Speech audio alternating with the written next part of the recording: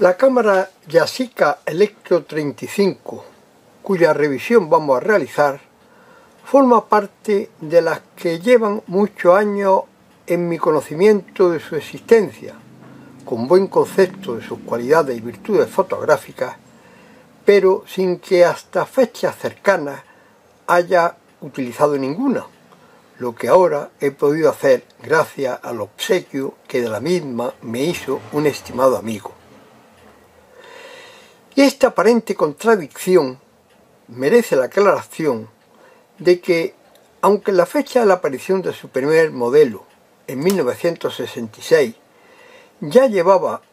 unos 3 años ejerciendo mi afición a la fotografía, lo hacía usando o bien la cámara de placa 6x9 que me había regalado mi hermano mayor cuando apenas había llegado a mi adolescencia, o cámaras de mi padre en mis primeros años de juventud, que para ello me cedía según uso y circunstancias en las que fuera a utilizarlas. De aquellas primeras cámaras que utilicé ya tocará hablar en otras ocasiones, pero sí que llegaban a mis manos las fotografías familiares que mi cercano entorno familiar compartía con mis padres, que yo, motivado por el interés de mi afición, escudriñaba y comprobaba la buena calidad con la que las habían conseguido, preguntando por supuesto por la cámara con la que habían tomado aquellas fotos, y quedando en mi memoria grabado el nombre de Yashica y la rotunda imagen de dicha cámara cuando me la mostraban, impresa en mi retina. Con el paso del tiempo fueron también varias las amistades que confirmaban las cualidades de sus Yashicas y la satisfacción con las fotografías que en los ámbitos personales y familiares con ellas conseguían, con lo que por aquellos años el nombre de Yashica se convertía para mí en sinónimo de calidad y buenos resultados. Si escribimos en el buscador de internet el nombre de Yashica Electro 35, veremos que son muy numerosas las publicaciones que nos hablan de ella, sea en forma de páginas personales, blogs, vídeos, páginas de venta, comercios, descarga de instrucciones y de cuantas formas podemos encontrar contenidos relacionados con dicha cámara. Qué duda cabe que esa multiplicidad de resultados en nuestra búsqueda es un determinante testimonio de su amplia popularidad. Y si nos preguntamos cuál fue el motivo de su exitosa comercialización, iremos respondiendo a esa cuestión a la vez que vamos entrando en ver con detalle las características específicas de esta Yashica. De entrada diremos que es una cámara rotunda y atractiva, grande pero no demasiado, con peso pero no excesivo,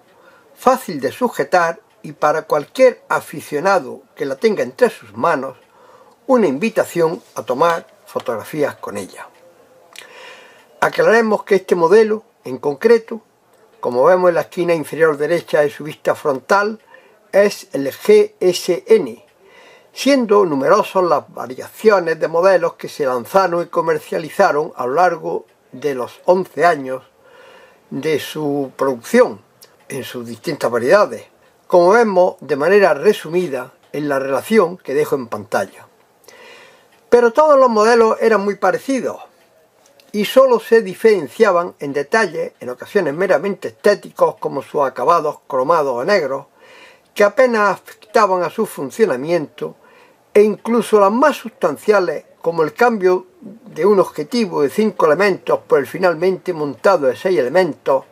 difícilmente se apreciaría en sus resultados. Incluso, según otras fuentes, llegaron a fabricarse modelos con objetivos angulares que no dejaban de tener sus inconvenientes para el retrato. Tengo claro que el gran éxito de estas cámaras está en conjugar un excelente objetivo fijo y no intercambiable, que en el caso de este modelo GSN vemos rotula en su frontal la denominación de color Yashinon DX de 45 mm de focal y la excelente luminosidad de f1,7, con especial corrección para la fotografía en color, cuya implantación popular y auge por aquellos años comenzaba, y con la capacidad de un manejo semiautomatizado para, con unos mínimos conocimientos, asegurar tomas perfectas por parte de sus potenciales usuarios. Así, por una parte, se puede conseguir con ella un enfoque bastante preciso sobre el encuadre deseado, como bien se explica en las detalladas instrucciones con las que se vendía la cámara, aún fáciles de conseguir por la web, al hacer coincidir la imagen principal del visor con lo que aparece en el centro en una pequeña mancha amarilla. Mediante el giro de la rueda de enfoque inmediata al cuerpo de la cámara, donde también se indican las distancias desde 0,80 metros a infinito por si se quiere hacer un enfoque directo por estimación de la distancia. Esta función de enfoque es además simultánea con el desplazamiento del recuadro luminoso que nos delimita el encuadre, con lo que se evitarán los problemas de paralaje y se conseguirá un perfecto encuadre. Aun cuando el tema de nuestra fotografía esté en el límite de aproximación de los 80 centímetros que impone el objetivo y sea una cámara con visor externo y el encuadre no se haga directamente a través del propio objetivo. Y por otra parte, accionada la palanca de arrastre de la película que también monta el obturador, fijada de antemano la sensibilidad de la película en el dial del panel superior a izquierda del disparador, y mientras se presiona ligeramente este hasta la mitad de su recorrido, si colocamos el anillo movible más extremo del objetivo con la opción auto frente a la flecha roja en el extremo del objetivo y seguimos los pasos para elección del diafragma entre la máxima abertura del indicado f1.7 de la luminosidad del objetivo a la mínima de f16, sea con la cámara a la vista mirando la lucecita roja y amarilla que su seno va en el panel superior del objetivo, mirando por supuesto a la escena a fotografiar, sea mirando a través del visor en la parte superior del encuadre y siguiendo las indicaciones de la flecha de girar a izquierda o a derecha la rueda que selecciona los diafragmas hasta conseguir que no llegue a encenderse ninguno de los indicadores luminosos, estaremos disparando una relación correcta entre el diafragma que hemos seleccionado y la velocidad que el obturador electromagnético de la cámara haya determinado para la sensibilidad elegida de la película. Pero advirtamos que ese práctico sistema tiene un defecto. No tendremos en ningún caso información de la velocidad a la que se va a producir esa exposición sin duda correcta, por lo que si en la escena a fotografiar hay elementos en movimiento y la luz es escasa o no mantenemos la cámara firmemente sujeta, es posible que la fotografía esté perfectamente enfocada y expuesta,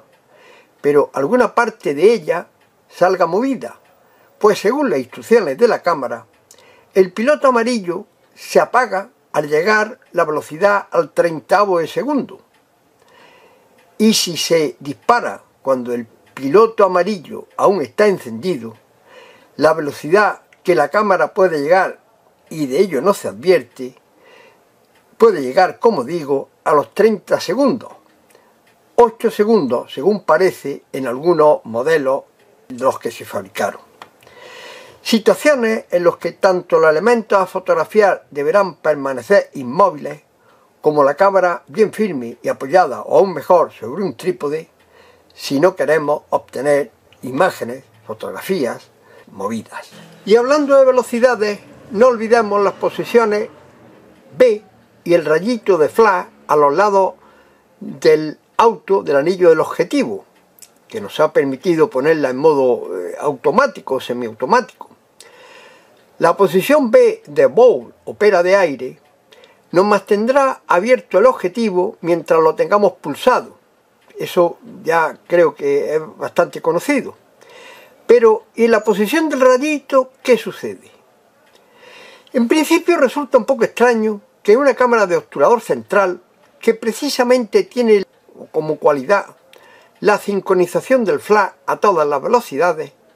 exista una selección específica para el uso del flash.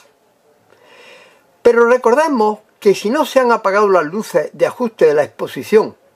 y disparamos con la luz amarilla encendida, confiados en que el flash detendrá la escena,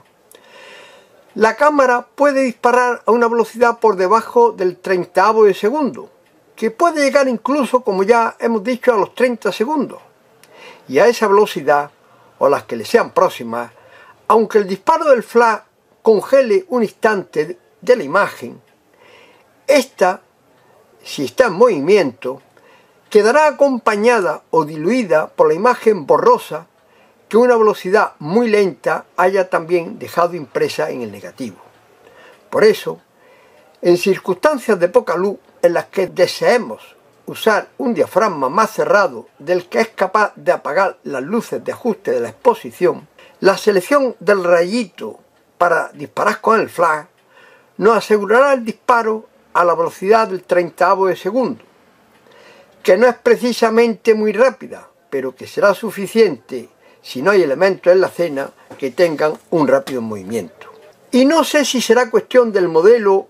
o de esta cámara en concreto, pero obsérvese que la posición del rayito, si presiono decididamente el disparador, el obturador actúa a una velocidad que puede ser perfectamente la esperada del 30avo de segundo.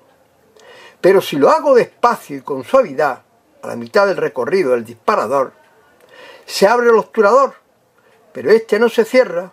como si de una posición B se tratara, hasta que lo llego a apretar hasta su fondo. Cuestión esta que al menos en esta cámara hay que tener muy en cuenta. Por lo demás podemos añadir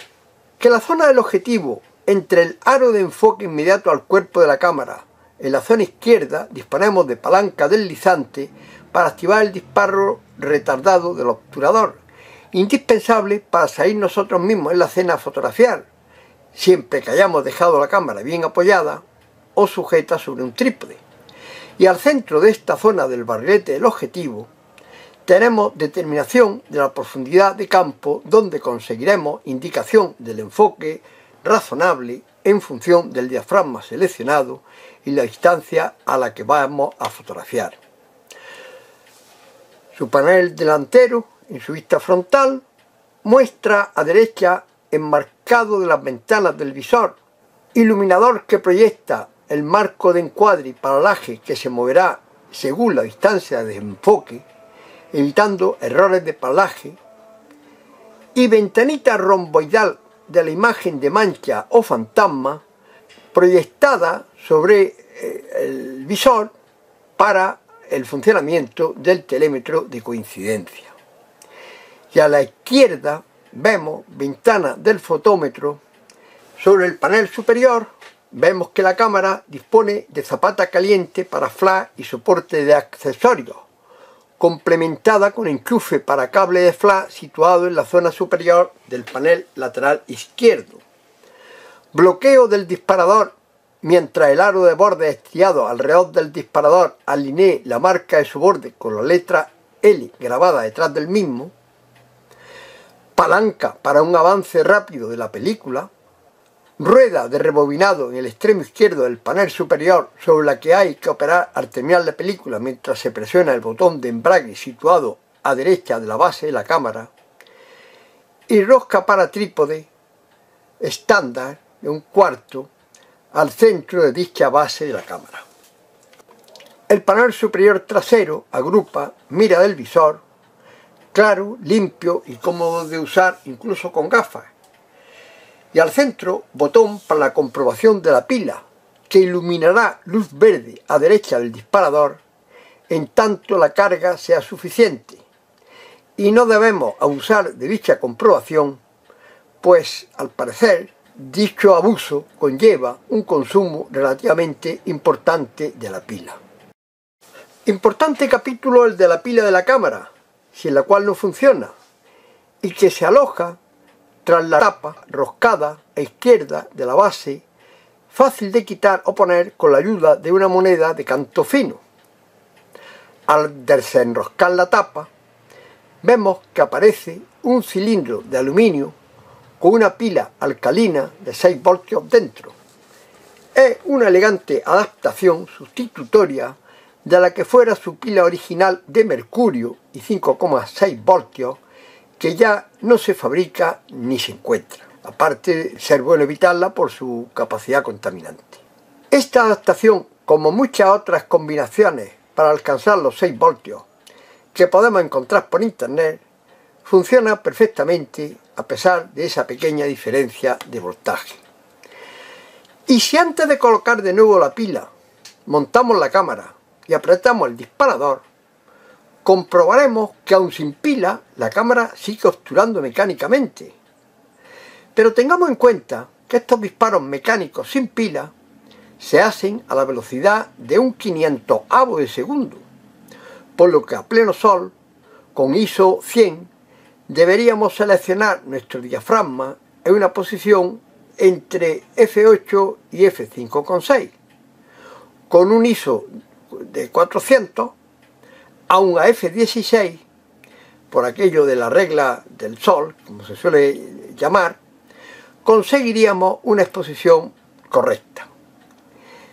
Y no nos pasemos de listos pensando que podemos disparar con el flash a la rápida velocidad del 500avo del segundo, simplemente con quitar la pila a la cámara.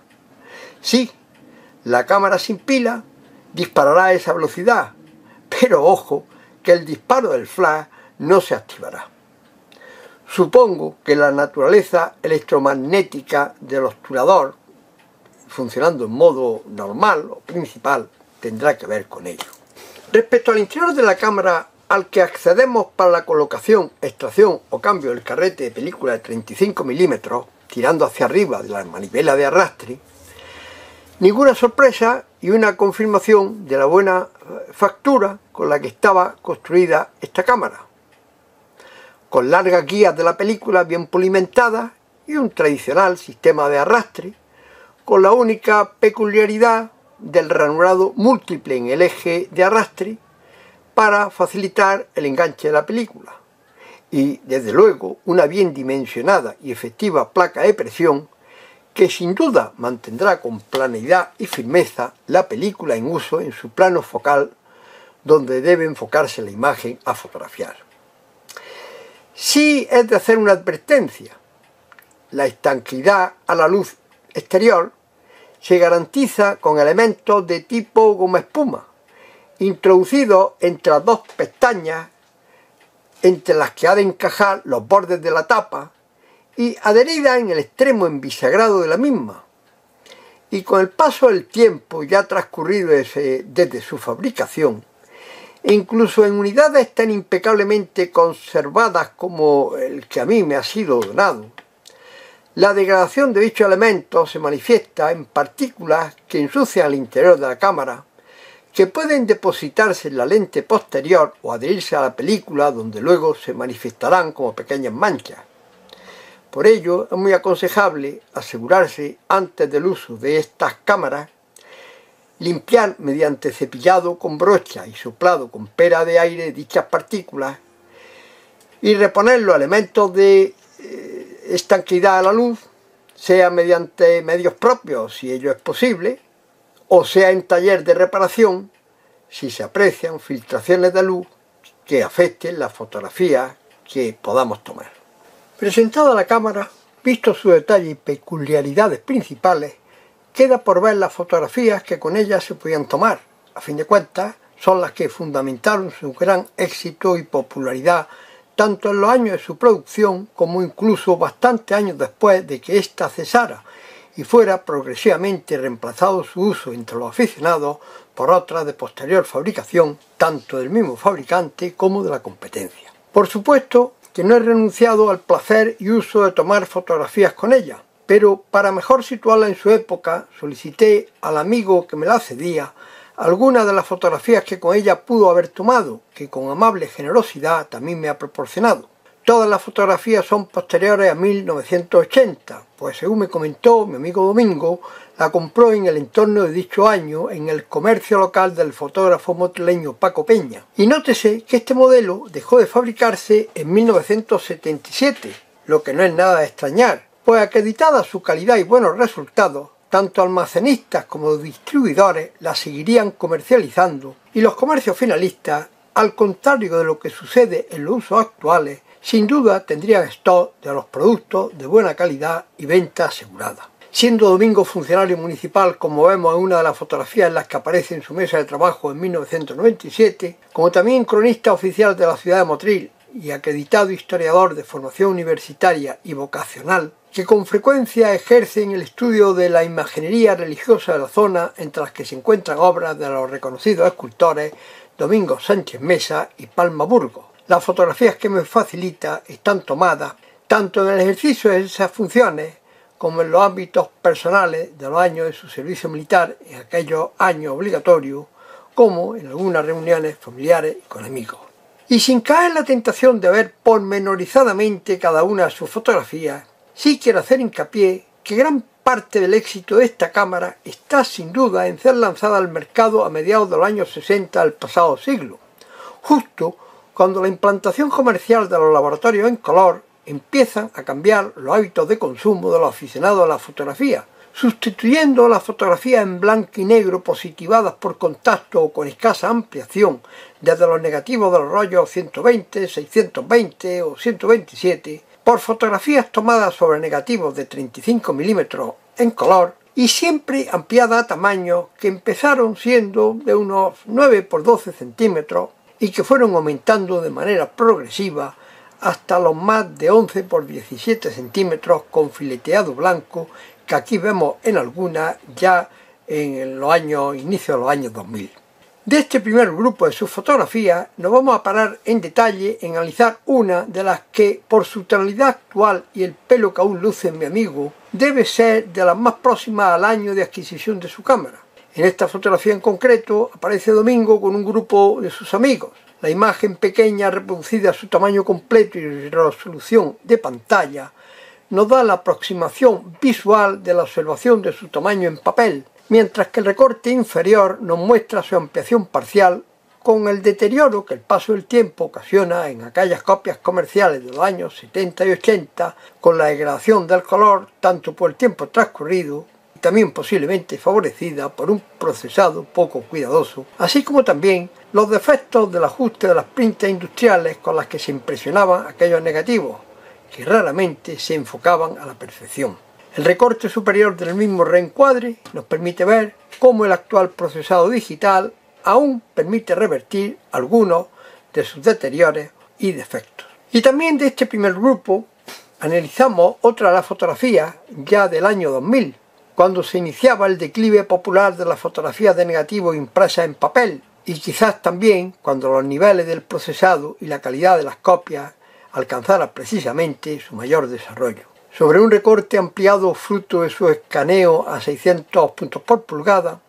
se incrusta la fotografía a su tamaño real y resolución de pantalla, pudiendo apreciar en casos como este, en que la calidad de la copia en papel lo permite, la gran calidad que esta cámara, la Yashica Electro 35 GSN en este caso, era capaz de alcanzar. Del segundo grupo de la fotografía en papel que me ha proporcionado mi amigo, con imágenes religiosas en iglesias de Motril y en poblaciones cercanas también, tomadas como documentación de sus actividades de investigación histórica de la imaginería religiosa, en las que, como antes se ha dicho, aparecen tallas de los reconocidos imagineros Domingo Sánchez Mesa y Palma Burgos, autor este último del Cristo a la Legión que procesiona en Málaga, nos paramos en el análisis con detalle de la imagen del Sagrado Corazón de Jesús,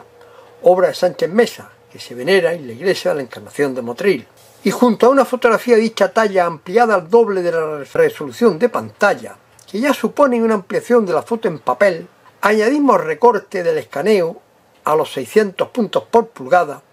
en la que nos volvemos a reiterar en la magnífica calidad con la que la Yashica Electro 35 era capaz de tomar las fotografías. Y como antes dije, no he pasado por alto mi uso de la cámara, como se prueba en esta hoja de contacto de los negativos conseguidos, ya escaneados. Y si se observan los de la penúltima fila, recordarán que en esa irregularidad en sus exposiciones fue la que me hizo sospechar, como luego comprobé, que la obturación en la posición del flash,